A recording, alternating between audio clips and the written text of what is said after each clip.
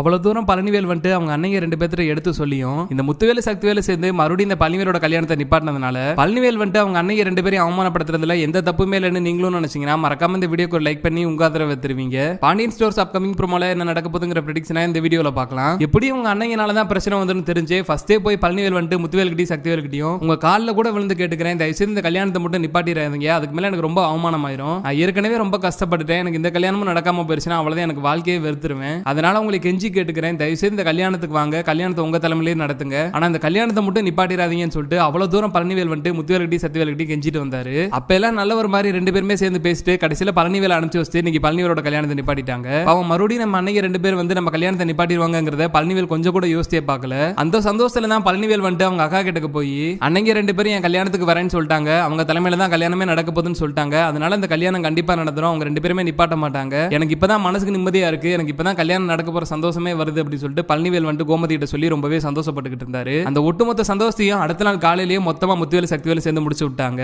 பாண்டியன் வீட்டாளுக்கு முத்துவேல் குடும்பம்னு சொல்லிட்டு 2 வீட்டு குடும்பமே வந்து மண்டபத்துக்கு காலையில வெள்ளனமாவே கிளம்பி போயிடுறாங்க. மண்டபத்துல கல்யாண வேலைலாம் ரொம்பவே பரபரப்பா நடந்துகிட்டு இருக்குது. அப்படி நடந்துகிட்டு இருக்கிறப்ப கூட கோமதி வந்துட்டு நம்ம சைட்ல இருந்து எல்லாருமே வந்துட்டோம், ஆனா பொண்ணு வீட்டுல இருந்து இன்னும் யாருமே வரல, எனக்கு ஏதோ பயமா இருக்கு, யாராவது உங்களுக்கு போன் பண்ணி கேளுங்க, என்னாச்சு ஏதாச்சும் ஏன் என்ன கிளம்பாம இருக்காங்கன்னு கேளுங்க அப்படின்னு சொல்லிட்டு கோமதி வந்துட்டு சரவணன் கிட்ட சொல்லிடுறாங்க. இன்னொரு பக்கம் கோமதியோட பதட்டத்தை புரிஞ்சுக்கிட்டு சரவணனுமே வந்துட்டு பொண்ணு வீட்டுக்கு போன் பண்ணி கேட்டாரு. பொண்ணு வீட்டுக்காரங்களுமே நாங்களும் மண்டபத்துக்கு தான் வந்துகிட்டு இருக்கிறோம், கிட்டக்க வந்துட்டோம் அப்படி சொல்லிடுறாங்க. பொண்ணு வீட்டுக்காரங்களை கண்ணில் பார்த்ததுக்கு அப்புறம் தான் பாண்டியன் வீட்டாளர்களுக்கே வந்து மனசு நிம்மதி ஆகுது. இதுக்கு மேல எந்த பிரச்சனையுமே கிடையாது, கல்யாணம் நல்லபடியா முடிஞ்சிரும் அப்படி சொல்லிட்டு பாண்டியன் வீட்டாளர் எல்லாருமே நிம்மதியா நின்றுட்டு இருக்கிறப்ப ஒரு பக்கம் பாண்டியனோட பசங்களும் ஆளுக்கு ஒரு வேலையா பிரிச்சு பார்த்து கல்யாண வேலையை ரொம்பவே பரபரப்பா செஞ்சு முடிச்சிடறாங்க. முகூர்த்த டைம் வந்துருச்சு, பொண்ணுமே வந்துட்டு மாப்பிள்ளை பக்கத்துல வந்து உட்காந்துறாங்க. கடைசியில தாலி கட்ட போறப்ப பொண்ணோட அப்பா வந்துட்டு தாலி கட்டாதப்பா நீ நிப்பாட்டு அப்படின்னு சொல்லிட்டு எங்களுக்கு இந்த கல்யாணத்துல விருப்பம் இல்ல, எங்க பொண்ணை உங்க வீட்டுக்கு அனுப்புறதுல விருப்பம் இல்ல, இந்த கல்யாணம் நடக்காது, வாமா போலாம் அப்படின்னு சொல்லிட்டு பொண்ணை கூப்பிட்டாரு. இதை கொஞ்சம் கூட எக்ஸ்பெக்ட் பண்ணாத ஒட்டுமொத்த பாண்டிய குடும்பமே டோட்டலா சாக்காய் போய் நின்னுட்டு இருக்காங்க. என்னாச்சு, ஏன் திடீர்னு இந்த முடிவு எடுத்தீங்க, இவ்வளவு நேரம் பொறுமையா தானே இருந்தீங்க, திடீர்னு ஏன் இப்படி மனசு மாறுச்சுன்னு சொல்லிட்டு பாண்டியனுமே குழப்பத்தோட கேள்வி கேட்கிறாரு. தீர்க்க முடியாத அளவுக்கு பிரச்சனை உங்க வீட்டுல இருக்கிறப்ப என் பொண்ணை எப்படி உங்களை நம்பி உங்க வீட்டுக்கு அனுப்பிச்சு வைக்க முடியும், எனக்கு என் பொண்ணோட வாழ்க்கை தான் முக்கியம், என் மாமா போலாம் அப்படின்னு சொல்லிட்டு பாண்டியனும் பாண்டியன் வீட்டாளர்கள் எல்லாருமே வந்துட்டு அவ்வளவு தூரம் கெஞ்சி பார்த்துமே வந்துட்டு அவங்க சொல்றதை எதையுமே காதுல கேட்காம பாண்டியன் குடும்பத்தையே மதிக்காம பொண்ணு வீட்டுக்காரங்க கோமா பொண்ணு கூப்பிட்டு கிளம்பி போயிடுறாங்க.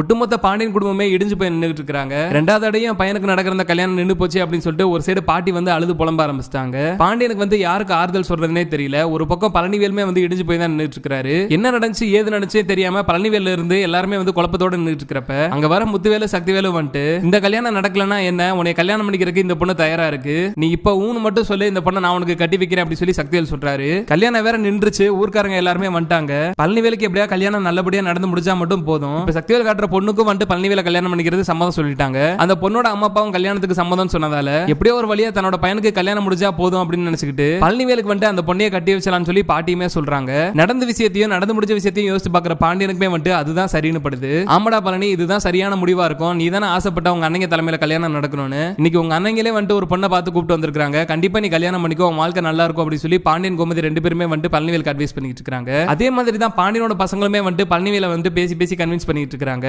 இப்படி முத்துவேல் குடும்பமும் பாண்டியன் குடும்பமும் மாறி மாறி வந்துட்டு பழனிவேல அந்த பொண்ணை கல்யாணம் பண்ணிக்க சொல்லி வற்புறுத்திக்கிட்டே இருக்காங்க. நடக்கிறதெல்லாம் பாக்குற பழனிவேல் வந்துட்டு கோவத்துல கத்திடுறாரு. தயவு செய்து கொஞ்ச நேரம் எல்லாரும் அமைதியா இருக்கிறீங்களா, என் வாழ்க்கையில முடிவு எடுக்கிறதுக்கு உங்களுக்கு யார் இந்த ரைட்ஸ் கொடுத்தா, என்னை கொஞ்சம் கூட சுயமா சிந்திக்கவே விட மாட்டீங்களா, நீங்க சொல்ற முடிவை நீங்க சொல்ற பேச்சை தான் நான் கேட்கணுமா அப்படின்னு சொல்லிட்டு பழனிவேல் வந்து ஃபர்ஸ்ட் டைமா ரொம்பவே கோவப்படுறாரு. ஏற்கனவே நடக்கிற ஒரு கல்யாணம் வந்துட்டு நிச்சயத்த வரைக்கும் போய் அவமானப்பட்டு திரும்பி வந்தேன், சரி அதுதான் அப்படி ஆயிருச்சு, இது நல்லபடியா முடிஞ்சிடும் அப்படி சொல்லி நம்பிக்கையோட இருந்தேன், கடைசியில தாலி கட்ட போற நேரத்துல வந்துட்டு பொண்ணோட அம்மா அப்பா எதோ சொல்லி பொண்ணை கூப்பிட்டு போயிட்டாங்க, என்னை பத்தி யாராவது கொஞ்சமாவது யோசிச்சிங்களா, உங்களுக்கு எல்லாம் உங்களோட கௌரவம் தானே முக்கியமா போயிருச்சு, எனக்கு எப்படியாவது கல்யாணம் பண்ணி வச்சாங்கணும், அது உங்க தலைமையில எப்படியாவது நடக்கணும், அது மட்டும் தானே உங்களோட விருப்பம், என்னோட விருப்பம் என்னன்னு சொல்லி யாராவது இது வரைக்கும் கேட்டிருக்கீங்களா அப்படின்னு சொல்லிட்டு பழனிவேலுமே வந்துட்டு வேலிடான கொஸ்டினை தான் கேட்டுக்கிட்டு இருக்காரு. நடந்து முடிஞ்சதை விடுறா, அதுதான் உனக்கு நாங்க பொண்ணு பார்த்துட்டோம்ல, அந்த பொண்ணுக்கு தான் உனக்கு கல்யாணம் பண்ணிக்கிறதுக்கு சம்மதம் சொல்லிருச்சு, பொண்ணோட அம்மா அப்பாவுமே சம்மதம் சொல்லிட்டாங்க, இதுக்கு மேல என்ன தயக்கம் என்ன வருதோ போய் கல்யாணம் பண்ணிக்கோ அப்படின்னு சொல்லிட்டு சக்திவேல் வந்துட்டு பழனிவேல ஃபோர்ஸ் பண்ணிக்கிட்டு இருக்காரு. அவ்வளவு நேரம் பொறுமையா பேசிக்கிட்டு இருந்த பழனிவேல் வந்துட்டு பொறுமையாவே இழந்துறாரு.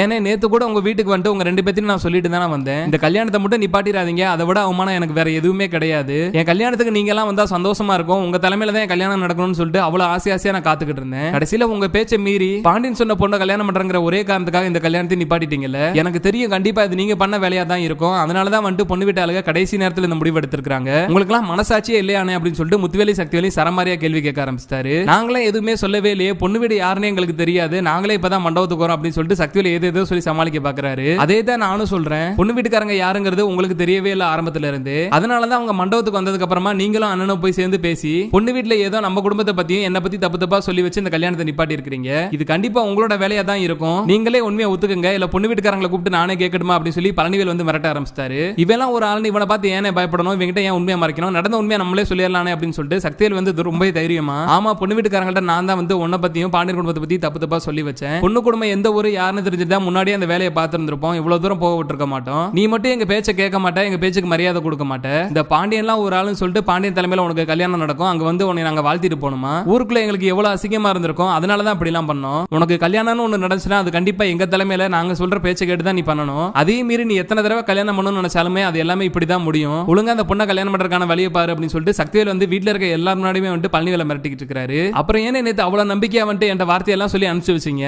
கண்டிப்பா நாங்க எதுவுமே பண்ண மாட்டோம், நீ கூட பிறந்த தம்பி உன் மேல அவ்வளவு பாசம் இருக்கு, எங்க தலைமையில தான் உனக்கு கல்யாணம் நடக்க போது அப்படி இப்படி எல்லாம் சொன்னீங்களே, அப்ப அதெல்லாம் பொய் தானா அப்படின்னு சொல்லிட்டு பழனிவேல் வந்து ரொம்பவே விரக்தி ஆயிடுறாரு. இதுக்கு மேல எனக்கு கல்யாணமே வேண்டாம், என்னோட கல்யாணத்தை பாண்டியன் குடும்பமும் முடிவு பண்ண வேண்டாம், முத்துவேல் குடும்பமும் முடிவு பண்ண வேண்டாம், இனிமேல் என்கிட்ட யாருமே பொண்ணை பத்தின பேச்சை எடுக்காதீங்க அப்படின்னு சொல்லிட்டு பழனிவேல் வந்து கோவமா கோயில இருந்து கிளம்பி போயிடுறாரு. இதை கொஞ்சம் கூட எக்ஸ்பெக்ட் பண்ணாத பாண்டியன் குடும்பமும் முத்துவேல் குடும்பமும் ரொம்பவே சாக்காயிடுறாங்க.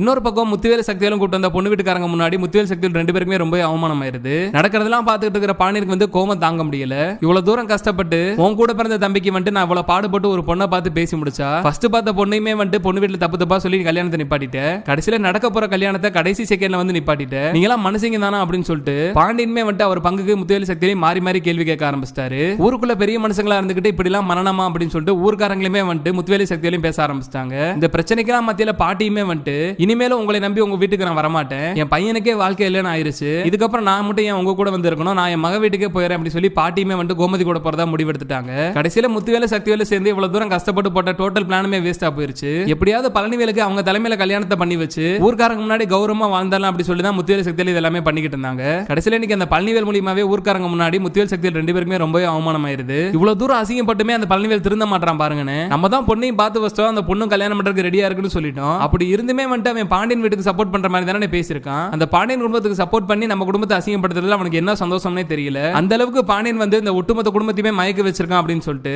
சக்திவேல் வந்து கோவத்தோட இருக்கிற முத்துவேல் கோவத்தை இன்னுமே அதிகப்படுத்துற மாதிரி பேசிக்கிட்டு இருக்காரு. கூடிய சீக்கிரமே இது மாதிரி நடந்து பழனிவேல் வந்து அவங்க அன்னைய காட்டுற பொண்ணையுமே கல்யாணம் பண்ணாம அவரோட வாழ்க்கைக்கான துணையை அவரே தேடிக்கிட்டா நல்லா இருக்குன்னு நீங்களும் நினைச்சீங்கன்னா மறக்காம இந்த வீடியோக்கு ஒரு லைக் பண்ணி உங்க ஆதரவை தெரிவிங்க.